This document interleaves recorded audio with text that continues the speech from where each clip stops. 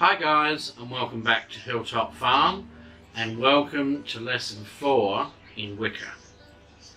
Now, before I actually start the lesson, there are a couple of things I want to address.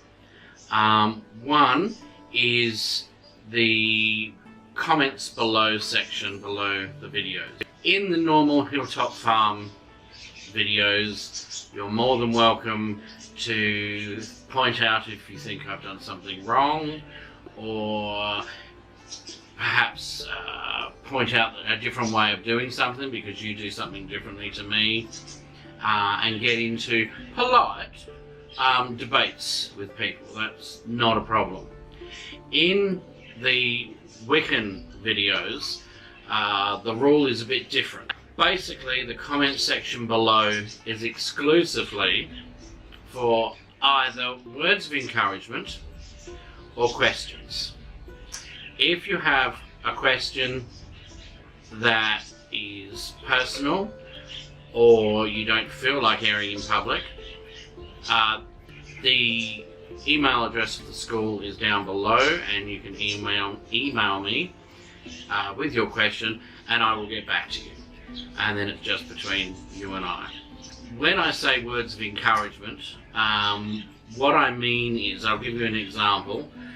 We've had a bit of trouble with, because Wicca, there's multiple paths and each people have slightly different beliefs. They might follow shaman or druidism or Celtism or ancient Roman or ancient Egyptian, whatever.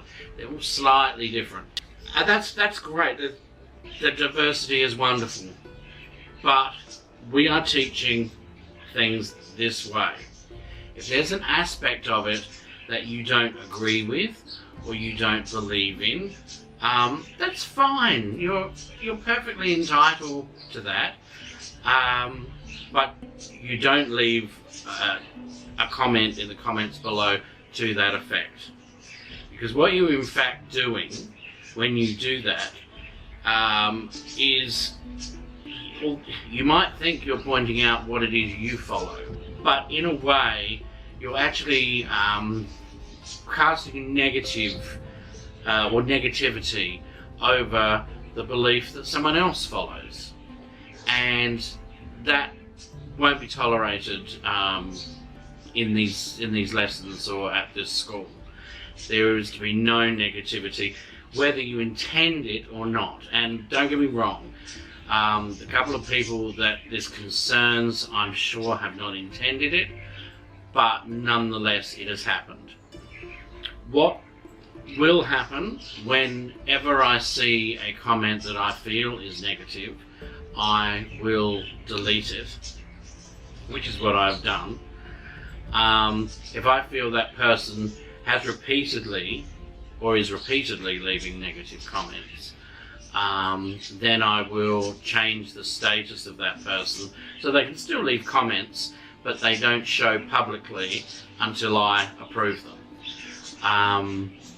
And as I say, whether you like it or not is neither here nor there. Those are the rules of the school I'm running here, and students have to abide by them, I'm afraid.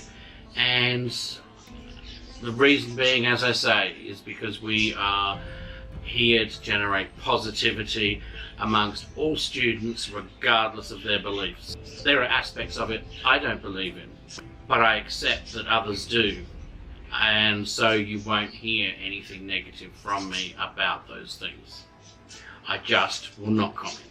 So that's all about that. And the other thing I wanted to cover is some students are chomping at the bit and want to start performing spells and rituals and all the rest of it.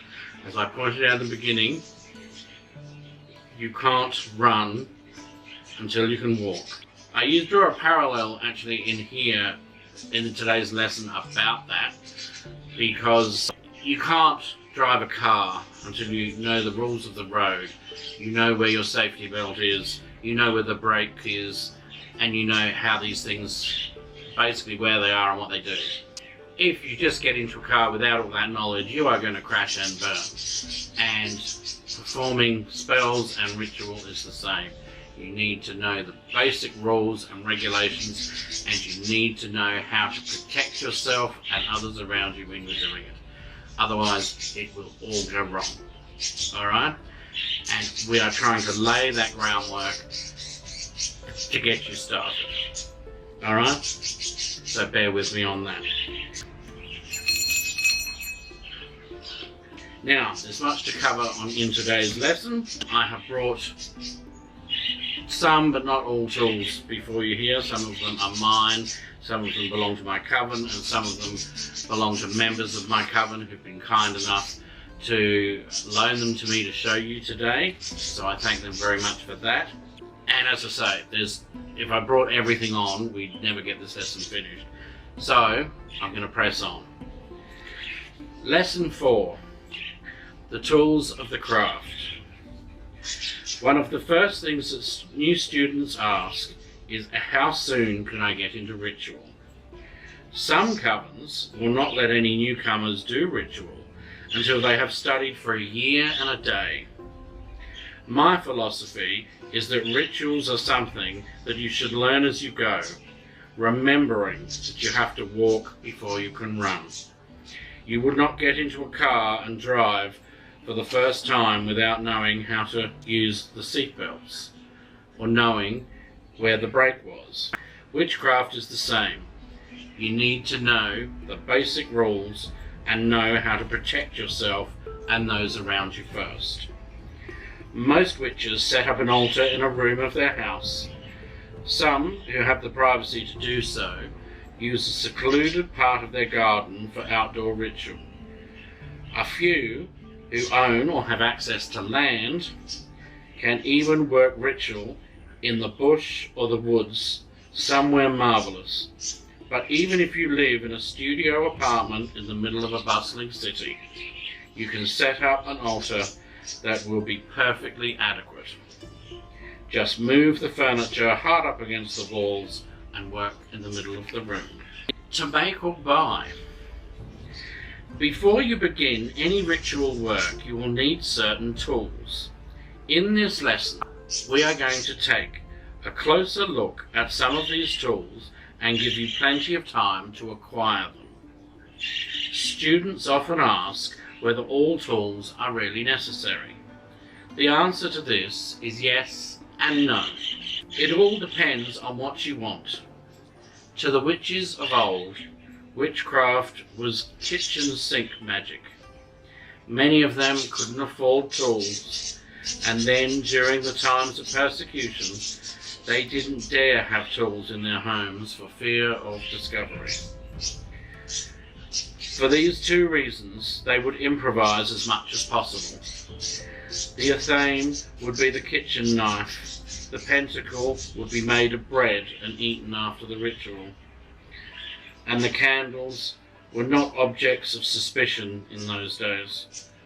On the other hand, many modern-day Wiccans enjoy the pomp and ceremony and like having specially dedicated tools for the ritual work. These people are probably the majority nowadays, and they take great pride in collecting the best tools possible. Others enjoy making them themselves, empowering them with great love and devotion at every stage in the manufacture. While another type again prefer very simple tools. Some inner city witches say they can't work outdoors and they can't afford the tools either. For them, it is hard at first, but if the desire is strong, they find a way. Tools are not expensive if you make them yourself or are prepared to wait until the right ones come along. The key is ingenuity. You are never given the problem without also being given the power to resolve it. And in finding that power within you, you grow as a person and a witch. Many young aspiring witches say they are upset because they live with their parents and cannot have magical tools. They feel they are not a witch without their tools. there is one important thing to remember.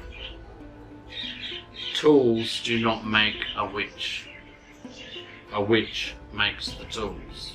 We have everything inside of us to make it happen. The three most powerful tools for any successful magic to manifest are desire, visualization, and imagination. If you do not have these, your magic will not be successful, no matter how many tools you might have or how elaborate they might be. Your tools help you to concentrate, focus, and learn about yourself and your own strengths and weaknesses. Tools let you know that you are in a ritual space, that it is time to ground and to let go of the mundane world and prepare ourselves to communicate with the Lord and Lady. There is a very old tradition, however, that ritual tools must be brought without haggling. This is very important, as it will affect your attitude towards them for all time. The protocols applied to tools. You never touch another witch's tools without permission. All tools that are on the altar should be consecrated first. Any tool can be made from whatever material you have, preferably a natural one. Tools that you make yourself may often work better because you make them using your own energy and intent.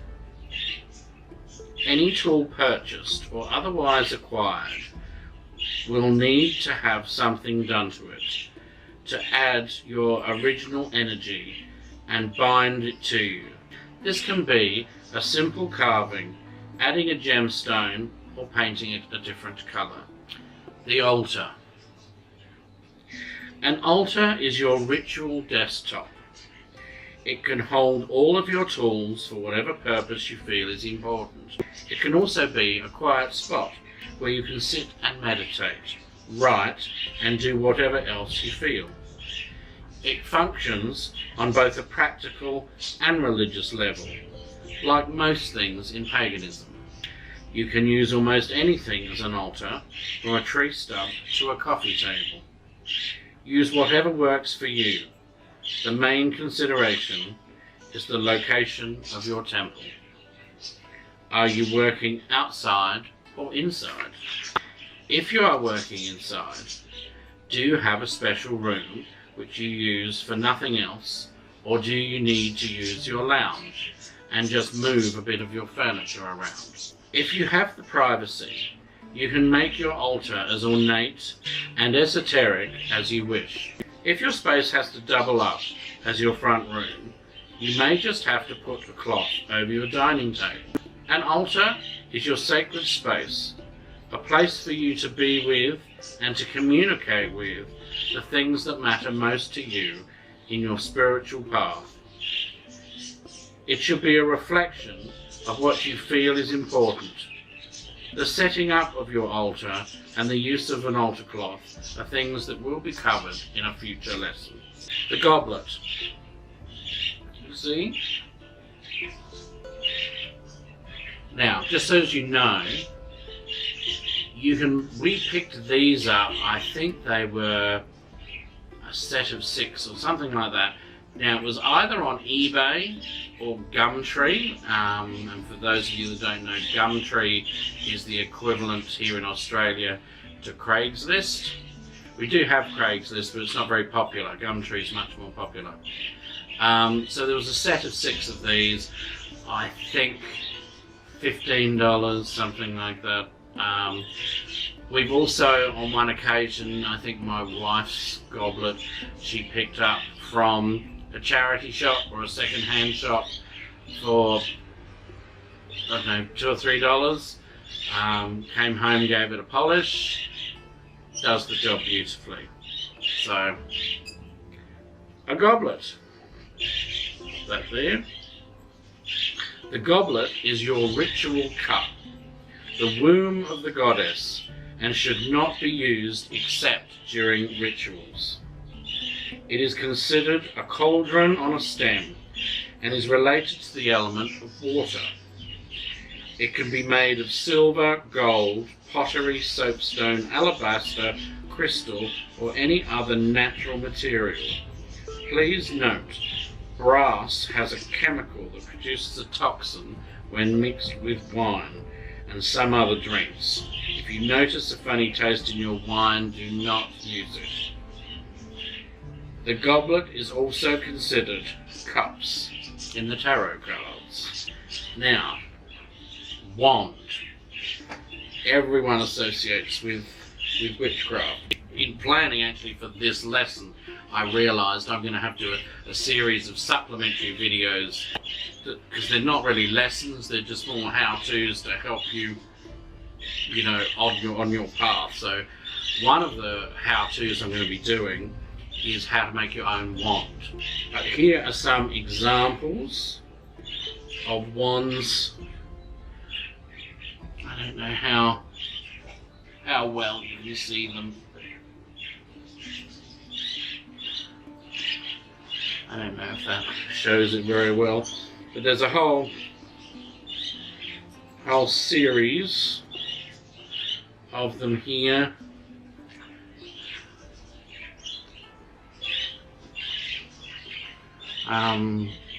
All handmade and hand painted beautifully. So that's one type of wand. As I say, we'll go through a how-to another video, as I say, not a lesson, completely different video about that. This one here has been lent to me by someone in our coven. Now she's only just bought this, so it's not been consecrated or anything like that, so I'm at liberty to handle it, and then she will cleanse it and do whatever she needs to do later. But it's absolutely beautiful. Can you see that? If I put something solid behind it, it often will then come up. See that? It's beautiful. It's actually a crystal wand made out of fluorite with various beads. We have an orb there, and of course the point is at this end. So yes, it came in a lovely box there to protect it. So thank you for letting us borrow that. The wand represents the element of air. The wand can be used to draw in and direct energies. It carries energy in a specific direction. You can also hold a feather, a quartz point, which was that last one I just showed you, stalk of dried wheat, or simply your fingers during rituals. Some traditions are very strict about the type of wand used. In this school, we teach the use of a willow wand.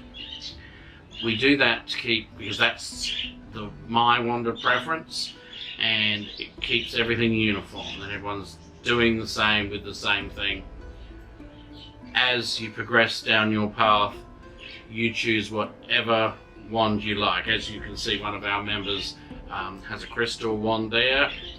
That's fine, that works for her, and I don't have a problem with that at all. We believe you must ask permission from the tree before taking a branch. The tree spirits are called dryads and can be very powerful. Keep them working with you, not against you, and your magic will benefit. However, owning a wand is a personal thing. Traditionally, a tree branch less than 1 inch round and is no longer than from your elbow to the tip of your longest finger, so that long, is used. In a future lesson, as I said, we'll be going through making of a wand. Now, the next one, very interesting, the cauldron. Now, what would any good witch do without their cauldron? I hear everyone ask, where on earth can I get a cauldron from? Now, if you go online, you can find them. If you go to New Age shops or anyone that supplies Wiccan supplies, they will be able to help you out more than likely, and they will probably take anywhere from $200 to $600 from you for their efforts. stop right there. Again, yard sales or garage sales, Craigslist, Gumtree, probably not eBay unless you can get one that's a local pickup, because the posting of it will be astronomical. But yeah, if you can find one that's local pickup, so look for a second-hand one basically. And as I say, yard sales, garage sales are great because people sometimes have them shoved behind their shed because they used it on their barbecue once and it's all gone rusty and turned to absolute crap. That's great. That's what you want, because you'll get it for absolutely no money at all. Now, if you can, try and get one with 3 legs, because they just have a bit better energy, and then I'll explain why when I continue on with the lesson. Here's an example of what we got. If I can lift. Oh. Okay, this here we picked up a few days ago, okay, and it's in atrocious condition, absolutely atrocious. Now this little baby, I think it's been used as a plant pot or something, but when I finished filming this lesson, my next video, which will be out very soon, is going to be showing you how to rejuvenate one of these. So you can pick one of these up, very cheap price, and I'll show you how to rejuvenate it. In looking for that one, I found this one. Now this one was $10 and is the most pretty ornate looking thing, and will probably end up being used by our coven just because it's so pretty. Have a look. Can you see that? Is that not just the most gorgeous thing? See, and again, this one's got potting soil inside. I think they had a plant in it. But it is absolutely beautiful. Hopefully in the next 24 hours I'll release another video that will be showing you how to rejuvenate these. And once rejuvenated, you've got a cast iron cauldron that would have cost you anything up to $600. That's got a bit of history, a bit of character, for 10 and probably 15-20 minutes of elbow grease. So I'll show you how to do that very soon. A small cauldron or bowl is placed on the altar to hold consecrated water and for the consecrated salt to be added. You can then cast it around your circle for cleansing. Not only is it a magical tool, but symbolizes so much. The cauldron is the symbol of the goddess and is used often in ritual as a focal point. Traditionally, it's made of cast iron and rests on 3 legs. Most witches have a bowl on the altar and have a large cauldron sitting someplace of importance, like a fireplace or by the broom. Sadly, these days, the old black 3-legged potbelly on 3 legs is very rare. That one is not a potbelly, but until I find a potbelly, that one is going to do nicely. However, its magical significance is very potent. The 3 legs represent the triple vision of the goddess, and the bowl of the cauldron is the womb of the goddess and a symbol of reincarnation, immortality, inspiration, transformation, and rebirth. And those of you that have forgotten, the triple goddess is the maiden, the mother, and the crone. In magical terms, therefore, the cauldron represents the essence of Mother Nature. The Celtic goddess of the cauldron is Ceridwen. In works of fiction, you will read of witches boiling up all kinds of hideous concoctions, such as bats' eyes and frogs' tongues in a cauldron. The truth, of course, is much more down to earth. Often the strange ingredients referred to are in fact just country names for various herbs used for healing rituals. These days, few witches have open fires over which to boil a cauldron. The most usual application of the cauldron in modern Wicca is as a fireproof vessel in which to light a ritual fire. Many of the 8 Sabbats are fire festivals, and it is convenient to light a few twigs of the cauldron and place it in the centre of the circle. In such rituals, we often run around the cauldron 3 times to bring good luck. The element of the cauldron is water. The besom or broom. The besom is not considered a magical tool by some, but Christians were once terrified of the witch on her broom flying over the night sky. In reality, the broom is mostly used to sweep out negativity from your hearth and home in preparation for a ritual circle. Your broom should always be stored upright, as it keeps the bristles in good shape and also keeps the good fortune from being lost. Many witches hold their besom to be very sacred. Some even have names for their besom. To many witches, however, it is an optional extra, but it is a lovely one. Its shaft is traditionally made from the ash tree because of its protective qualities, and the brush from birch twigs, which also offer protection as well as purification. They are bound together by the young branch of the willow to instill healing and love. Moving on to the athame. The athame is an interestingly personal possession that is usually very connected to its owner.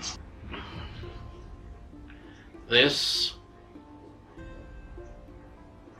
is an athame. It's a ritual knife, usually a dagger, but it can be a sword, it can be a small knife, it can be any type of knife really. I personally associate it with being a dagger, but as I say, it could be any sort of knife. Again, this is one of those things from New Age shops that are ridiculously priced. Search eBay, Craigslist, Gumtree, second-hand stores. You can find sometimes quite ornate, antique, just kitchen knives that maybe you or a partner or a friend could take to with an angle grinder to shape the blade more along the lines of this. You can change the handle. If there's a wooden handle, you can carve it and you can burn it. I burn symbols into it and stain it.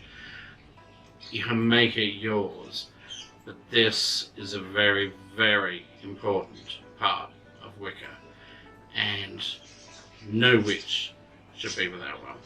Most witches impregnate their athame with potential power symbols and secret incantations written in magical alphabets. The blade or handle of the ritual knife are traditionally decorated with magical symbols.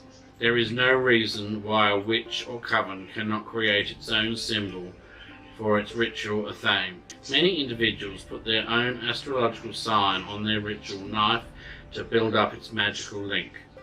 Choosing an athame is one of the witch's first important acts. It must be a blade that they resonate with, a knife that feels comfortable to handle and feels right. This is respect, and it can be said, and many a witch believes, that the athame chooses you as much as you choose it. Again, traditionally, there should never be haggling over the price. Once you find it, and once consecrated, it should stay in your possession for at least a month. Nowadays, this might not be easy, as security measures and laws from country to country might make it impossible and or illegal to carry it around. We therefore recommend that the athame be carried while around the home and placed under the pillow or mattress while sleeping for at least a month. The purpose of consecrating the athame is to produce an astrological double of it, to give it its own soul, if you like. For this reason, it is given its own name. This is an old tradition and can be traced back beyond the Dark Ages. Most warriors in pagan Europe named their bladed weapons, be it a knife, dagger or sword, and attributed magical power to it.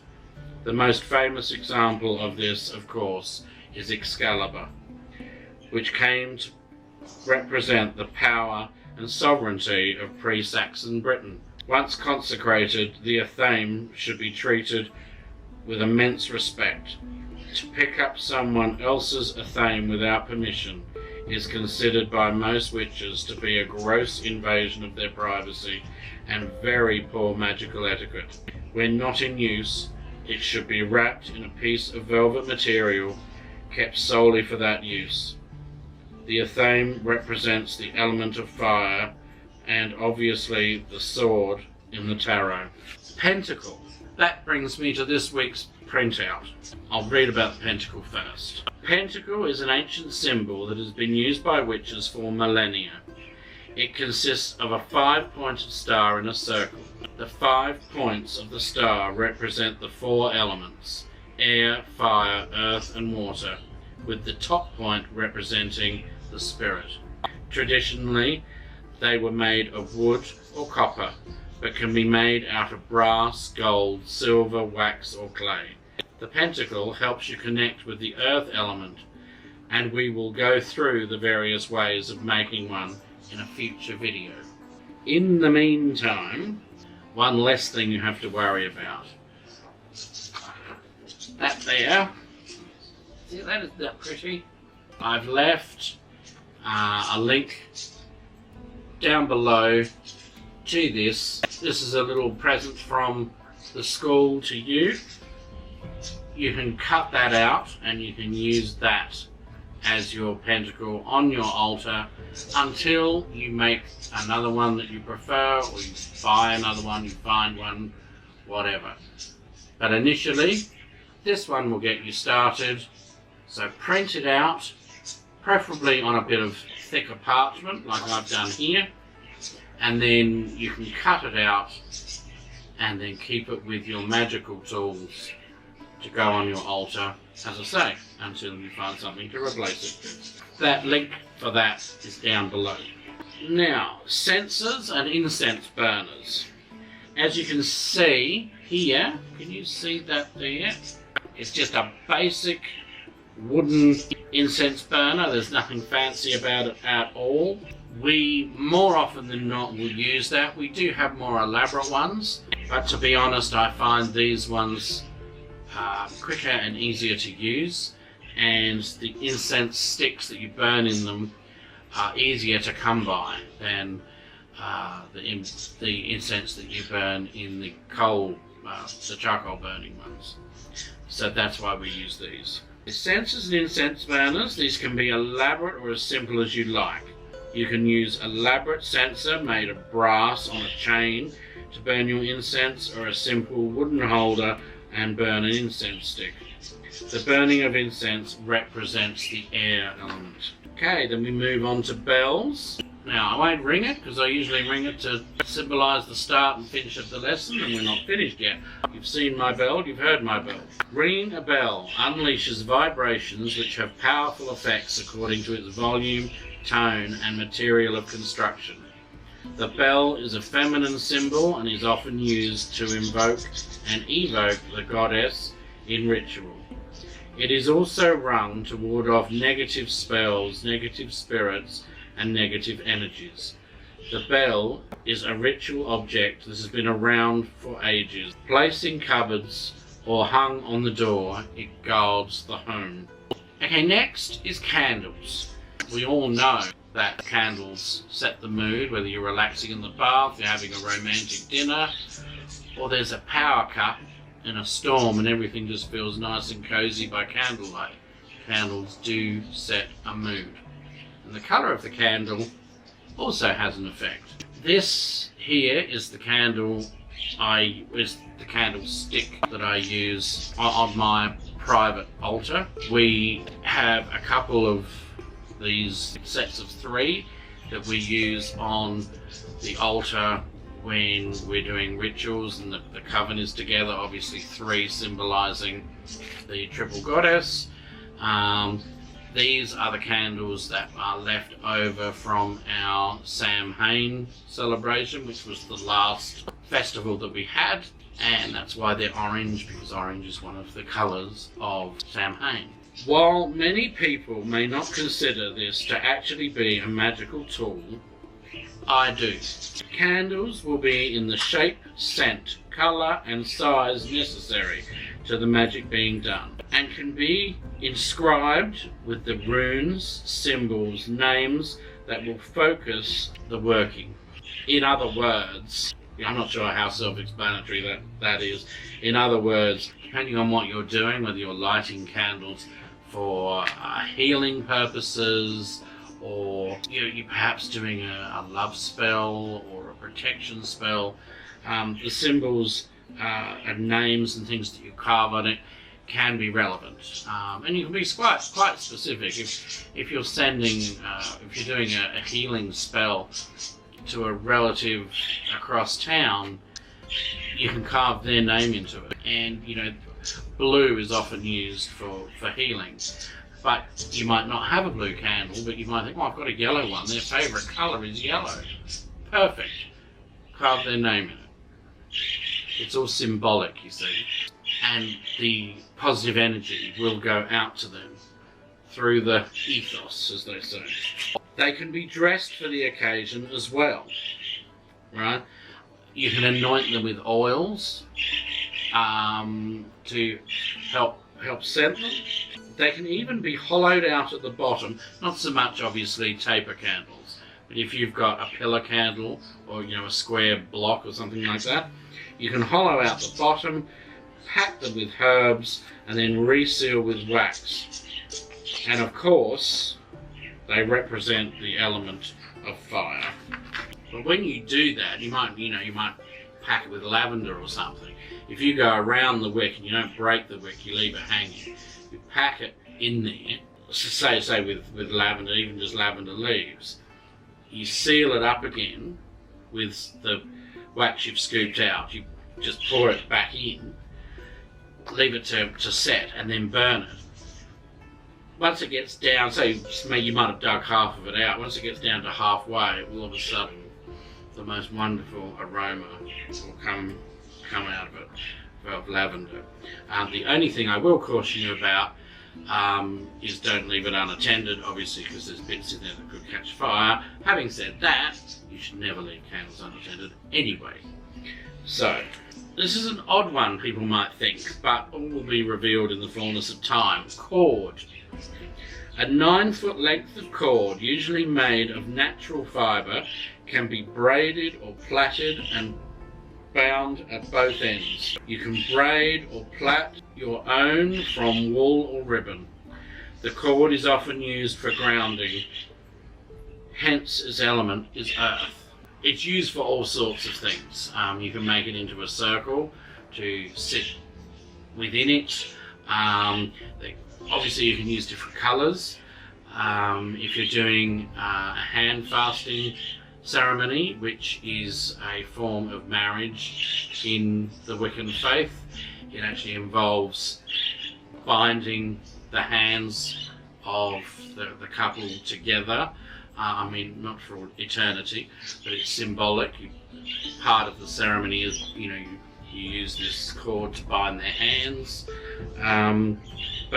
If you can imagine anything that needs tying down, binding together, you use the cord for. But please don't go to a shop and buy a load of acrylic, because it really does not, although it has the same effect symbolically, it doesn't have the right natural energy being generated from it, because it's man-made plastic, really. Witch's robes.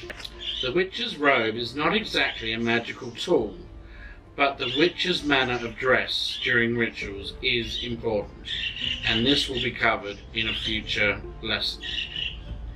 Okay, so we are going to be doing a lesson on Wiccan dress. Book of Shadows. The Book of Shadows, although not exactly a tool during ritual, is more of a reference book to prepare you for ritual and to document your rituals.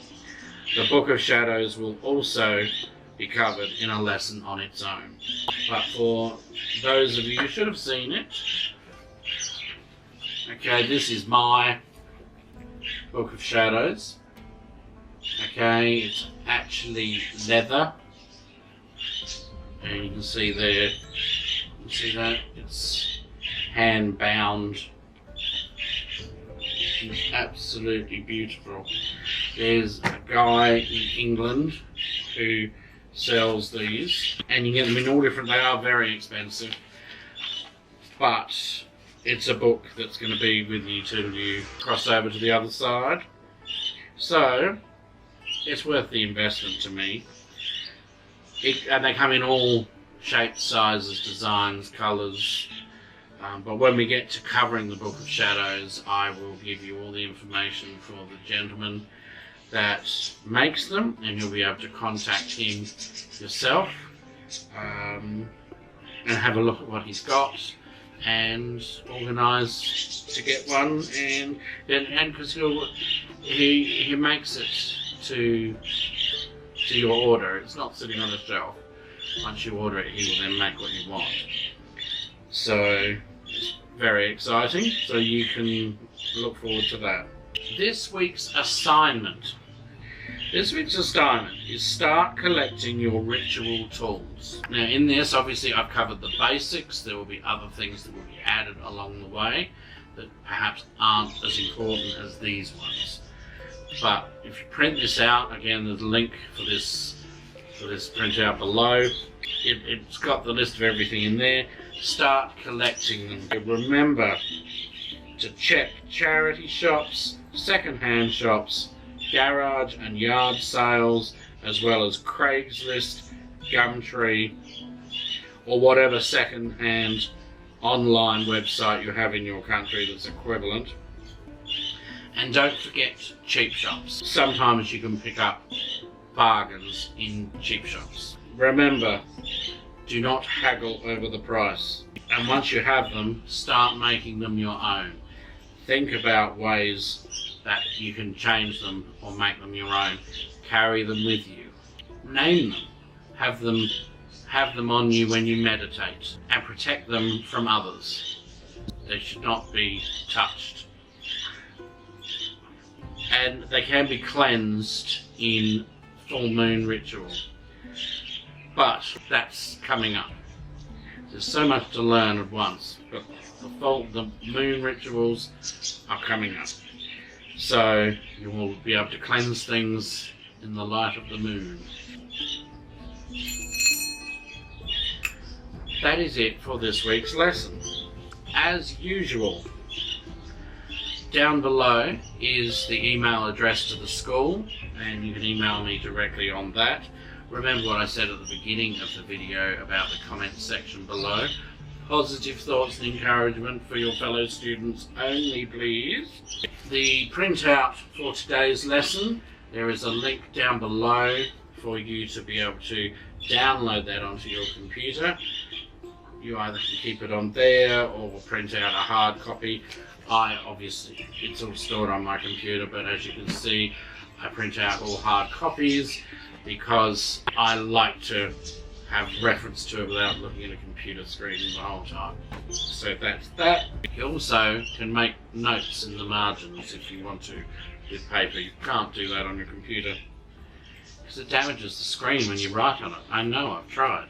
Anyway, that, as I say, is a little thank you from Hilltop School of Witchcraft. Keep that to go on your first altar. I think that's all. There's a link below, of course, to the rest of the Wiccan lessons. They're going in a playlist as they're being released. So the playlist, there is a link down below in case you've missed out on any. If this is the first one you've watched because you've stumbled across it by accident, welcome, but go to the playlist and start at the beginning and watch us all the way through. Down below is the link to our affiliate with the book depository. You need to buy any books for any purpose, whether it be Wicca or anything else. Click on there, it will take you to the book depository and make your purchases through there, and it will help our channel. Also, look out in the next day or so. There will be a video released on the channel. I will make sure I start its description with the word Wicca, so that you know it's part of the Wiccan series and nothing to do with Hilltop Farm itself. And it'll be on rejuvenating the cauldrons. So if you want to watch that, that way you can save yourself a fortune and buy a second-hand cauldron with character and just rejuvenate it yourself. So look out for that. I want to thank you for joining me today. If you have any questions, put them in the comments below or email me through that email address down below and I will get back to you. If you like this video, hit the like button, hit the subscribe button so that you don't miss out on any more videos, and hit the little bell next to the subscribe button so that if you're lucky, YouTube will notify you every time we release a video. And until next time, it's goodbye from Hilltop Farm. See ya!